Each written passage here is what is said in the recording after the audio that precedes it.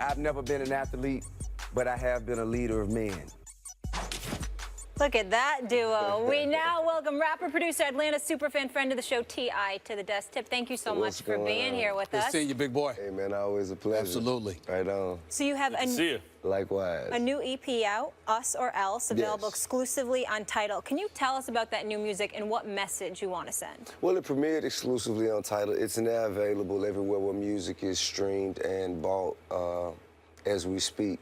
And the message is basically, I just wanted to use my platform to create some healthy dialogue, man, to institute some change in the nation.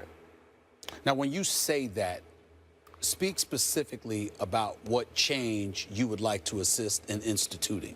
Well, what's on your mind? I want to institute change in the nation as far as the inequalities and the oppression that exists in America. And I mean, of course, we can't help but notice the consistent atrocities that continue to plague our communities as far as policemen overstepping the boundaries of their duties and stepping out of abusing their powers to kill and murder. Talk to me about the level of sensitivity that you had, and just for the purposes of this show, I want to let everybody know this. You're a friend of the show. You've been on this show on many occasions, as we highlighted, and we're not going to revisit all the stuff that's going on with you because we've done that on this show and beyond. We don't owe that to our audience anymore. But I feel compelled to bring this up because one of the incidences that you had was with a police officer back years ago, you know, something in some Florida mall and all of this other stuff. So you've had history with police officers. Absolutely. I need you to talk about what you're trying to say and how those personal experiences you endured have influenced you, touching on this now. Well, see, that's one thing that I think that you brought up that you know, is very, very key, because the law enforcement community and the government of America always preaches highly upon accountability when it comes to citizens who break the law and how they should be held accountable and brought to justice, and nobody should slip through the cracks. And, okay, but when it comes to police officers, their accountability is a lot less highlighted. You know, they don't necessarily think that they should be held accountable. Like, you know, I know when I have had my transgressions, it's always been, okay, you're gonna accept responsibility, you're gonna hold yourself accountable, you're going to endure or withstand whatever adversities or punishment that there is to follow this. Community service or jail, whatever it is, and you're gonna go through it and come out on the other side better. But whenever you have the opportunity for them to do the same thing, it's all but nothing. I've heard you say support the idea of federal oversight, at least, for local police departments. Is that because a lot of, I mean, obviously this goes on in big cities too, and there are many examples, but oftentimes you'll see one of these bad encounters, and you get the sense that maybe it's a small-town police department where they don't have the kind of training maybe or the applicants that they might have in a more metropolitan area, so there's uneven policing? Or why? Why do you think there should be federal oversight of local police? Well, I think that if you have local jurisdiction over local policing, then it kind of makes it difficult for a fair and just process to be taken.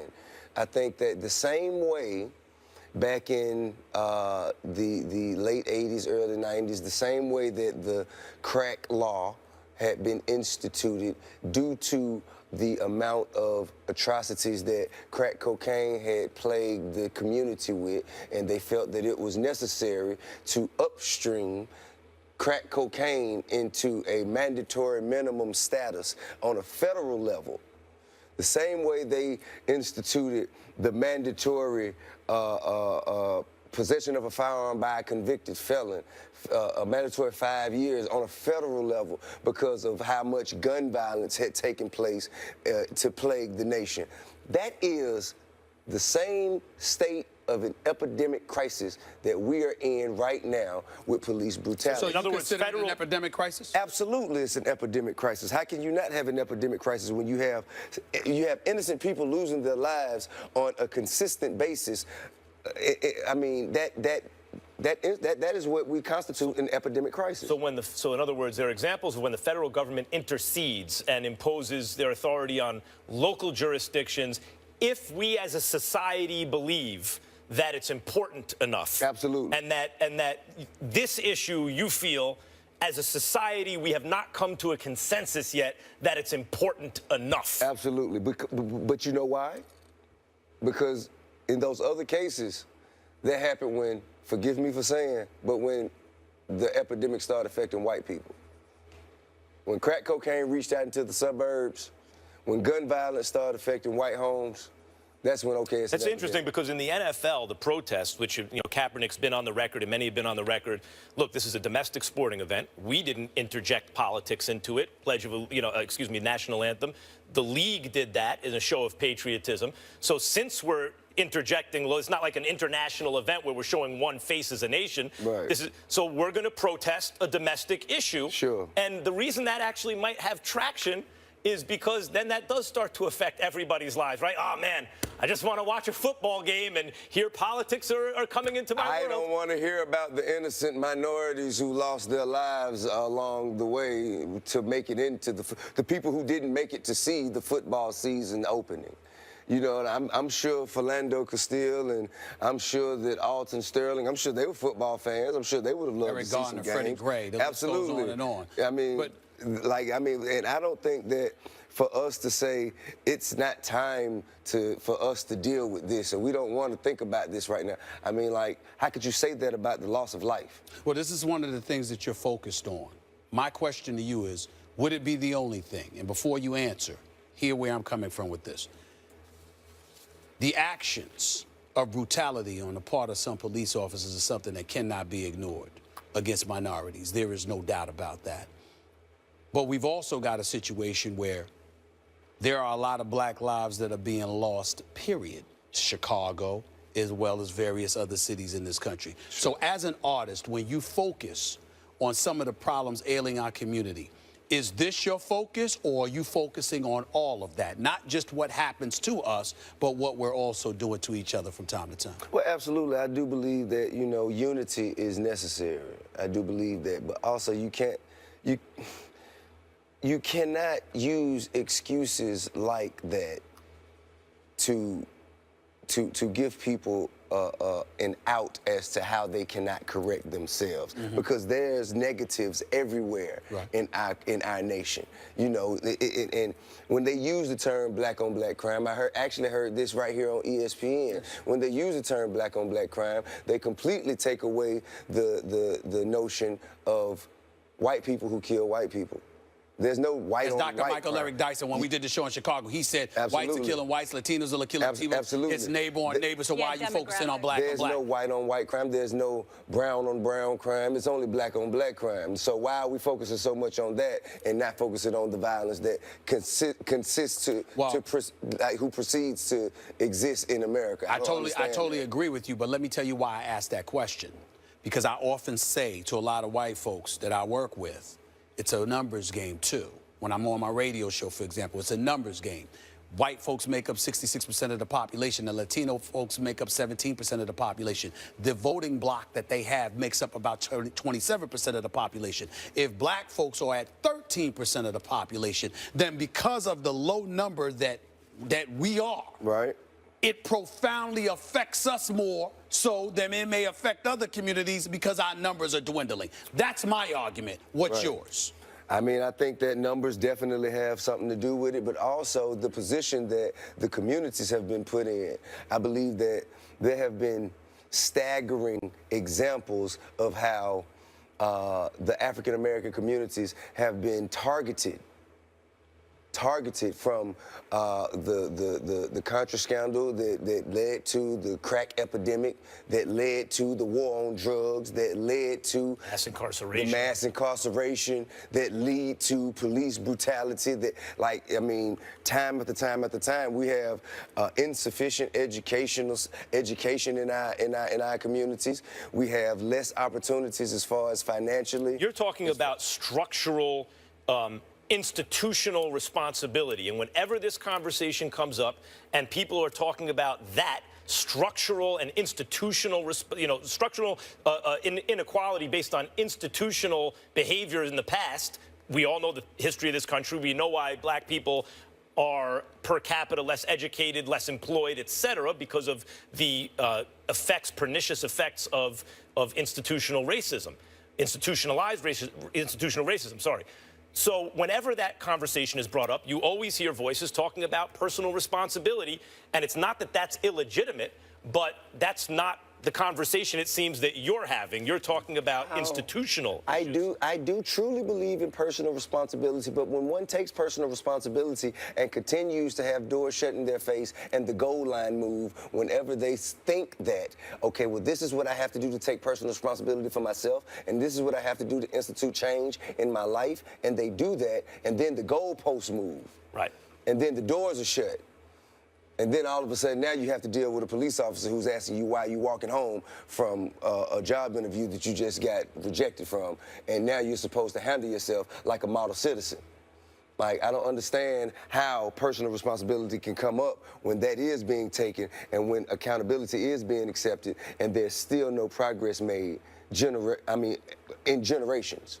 The same things we're talking about now. You know, I listened to some tapes as I was recording my EP. The one thing I wanted to do is include some of our famous leaders who had spoken on our behalf over time. And I listened to a tape of Malcolm X, Martin Luther King, Edgar Evers. I did not hear Edgar Evers and Minister Farrakhan, but anyway, so Malcolm X is talking about police brutality as though he's talking about it right after Freddie Gray. It seems like he's talking about it right after Freddie Gray. Like, the things that he's talking about Still happen. It's still happening. He's talking about the racial divide and the systemic inequalities in America. He's talking about it as though he's living right here today. Decades later, it's the same reality. The crazy thing is it actually has likely gotten much better. Now think about how bad it must have been if it's still like this now. In some respects. Or now we're just seeing it with camera phones and things like that. Right, we're more aware of it now. We're more aware of it. Guys, I'm sorry to cut you off. We do have to take a quick break, but I appreciate you continuing the dialogue with your music, your message, using your voice, Us or Else, and Title and Beyond. People can check that out. But your Falcons, can we talk about that? Can we go on the field next? This is a wonderful week to talk about the Falcons. You don't want to talk about it. Absolutely, I would love to. We're going to have Today, let's talk about the Falcons. Contenders, you will tell us that when First Take returns. Stay here. You're watching First Take, presented by Bass Pro Shops. T.I. still with us on behalf of his new EP, Us or Else, available exclusively on Tidal and Beyond. Big Atlanta sports fan, and your Falcons are off to a 3-1 start after beating the Panthers 48-33 last week behind over 500 yards passing by Matt Ryan. Unreal. 300 yards receiving by Julio Jones. Tip those Falcons. Super Bowl this year? What do you think? Can it happen? See, that's the thing, you see. Every time the Falcons have a monumental week, everyone begins to say, hey, are they Super Bowl? Hey, let's just get to the next week. We have to focus on the Broncos. You know, this is bad. We have to focus on Von Miller. Yes, you do. We got to focus on Von Miller and This is bad for you. He knows where I'm going with this. This is bad for you. This is bad for you. You see, usually, Max, you don't notice when T.I. and I run across one another, it's always when the Falcons are doing well. and then he's smiling, he's chilling out, and then he puts the Mac on, he relaxes, he does the gangster lean, and like, we got this. He forgets we're talking about Atlanta here, which is practically allergic to winning. You had the Braves that went to the World Series about 14, 15 times, won one World Series. Wait a minute. The Atlanta Hawks ain't won a damn thing. So you jinx the Falcons has, of course he's jinxing No, you jinx it. You jinx it. Tip is sitting there going, now why you want to go and do that? I'm just here we go. Why you want to go and do that? That's what it is. And I understand. See, now listen, man. Now, what you're doing is you are hoping that we adopt a loser's mentality. Actually, that's not true. No, That's not true. Now you can lose. That doesn't make you a loser unless you accept. What? Only by the definition of the word. Unless you accept a loser's mentality. You become a loser when you assume you're going to lose. Finally, even someone before said you something do. intelligent on the show. You see what I'm saying? Well, how about this? What are you gonna do? Like, you look at this team, the offense can take care of business, obviously. Right. What about this defense, Tip? What's up with the defense? Can they be good enough to actually make a postseason run? I think we have to get past the first round to see that. Being a little bit cautious this time around. I mean, last time they were in a similar position, Max, he was sticking out. We got this. We gonna be all right. Wait and see. It seems like you learned your lesson. Just a touch. But that, I consider myself moderately intelligent, and I do know that the definition of insanity is going about the same thing the same way and expecting a different result. That's true. So therefore, I am going to modestly and humbly say we're doing very, very well right now, and I have all the faith in the world in them, and I believe that should they wake up every Sunday ready to play and Monday, that they can make it to the postseason. What about and your once quarterback? We make it past there. He's the #1 in the league. No right question. Now. Right now he is. But Yeah. I would describe Matt Ryan until this season as a B+ who sometimes gets mistaken for an A. Is he now? But so far this year, he's the best quarterback in football. Sure. No question about that. Is that a mirage, or is he actually now the best quarterback in football? Well, he's actually now the best quarterback in football. I mean, now will he be persistent and consistent with his? Yeah, will he be consistent with his playing? That is yet to be seen. I believe he can. I believe he has the tools and the talent to do so. I think that the actions will have to show us there. You know why I need to pause you? Because I have the schedule. Let me read the schedule to you. I've seen the schedule too. I've seen the schedule too. He's turned to his right and closed his eyes because it's hurting him right now. Let me just read the schedule right here, Tia. At Denver. Yes. At Seattle. That's the next 2 weeks. Yes. That's the next 2 weeks. I'm not concerned about Seattle. Oh. I'm not concerned about Seattle. Oh. At Seattle. I'm not concerned about Seattle. At Seattle. I'm concerned about Denver. I'll be looking. I'm gonna be looking for you in 2 weeks. That's ridiculous what you just said. That's almost blasphemous. Listen, you're not worried about Seattle at Seattle? No, I am not. Why not? I mean, simply because I feel that Atlanta has a habit of winning the games that they're supposed to lose and losing the games they're supposed to win. That's fair. Well, they have a great offense. That's how I know Atlanta. Seattle's offensive line might make Atlanta's defense look decent. The games they're supposed to win and the games they're supposed to lose. But see, now you're just being mean. You know, I'm being factual. They haven't been relevant for the last couple of years, man. But this is not true. This is not true. What am I missing? Because we've had the same conversation the last couple of years. What am I missing? And they made it to the playoffs, all except last year. Excuse me. Yes. Excuse me. The Atlanta Falcons have been a huge disappointment the last couple of years. Listen, man. Listen. Hey, have you toured the new dome? You know, that's the problem. You know what? That's the damn problem right there. That's the problem right there. You sound like a PR dude right there. Let's talk about the team. They need a dome. Always got to speak positive. Do you know that in a half an inch of snow caused traffic jams for hours in Atlanta? This is why they need a damn dome. Not used to snow. A half an inch? Yeah. A half an inch caused hours of traffic jams. We also have ice storms. It's the ice that actually shuts the city down more so than the snow. And all of that Not stuff. Matty Y'all Ice stuff. living in the burg. Zone You know 1 to what? zone 6. Hey, you know Shut what? down. You look very comfortable in Atlanta when I see you. You look very comfortable. You enjoy yourself a lot. You enjoy yourself a lot in my city. why. You know what I'm saying? wonder why. That is Okay. true. That But is, I cannot bottom deny line that. is- You enjoy yourself I can't deny a that. lot in my Falcons city. are 3-1. The rest of the division, including the Panthers, 1-3. Real quick, before we let you go, can we get your thoughts on the Warriors? Stephen A. said it was the weakest move ever by KD to join them. Where do you stand? I said it was the weakest move by a superstar. Okay, apologize. Weakest move by a superstar. I think that it was a very, very, very controversial move, and I think that it took a lot. It took a lot for KD to make that decision.